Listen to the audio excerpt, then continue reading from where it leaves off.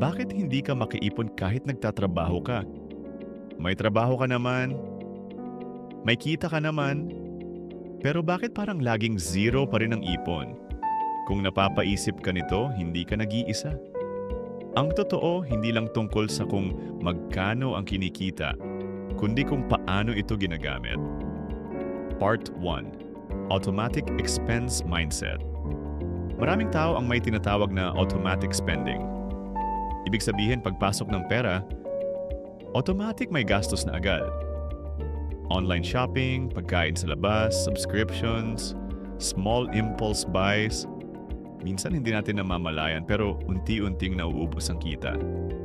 Part 2. Deserve ko ito. Effect. Isa pang dahilan ay yung mindset na deserve ko to. After ng pagod sa trabaho, gusto natin mag-reward. Normal lang yon. Pero kung araw-araw na siya nangyayari, hindi na reward, nagiging habit na. At dito madalas nawawala ang opportunity mag-ipon. Part 3. Walang clear system sa pera. Isa sa pinaka-common na dahilan ay walang sistema sa pera.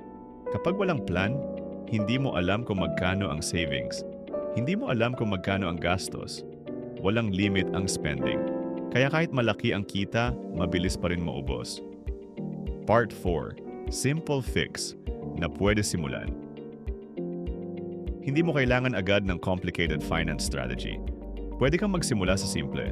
Pagpasok ng pera, unahin ang savings kahit maliit. Hatiin ang gastos, i-track kung saan napupunta ang pera. Ang goal ay awareness.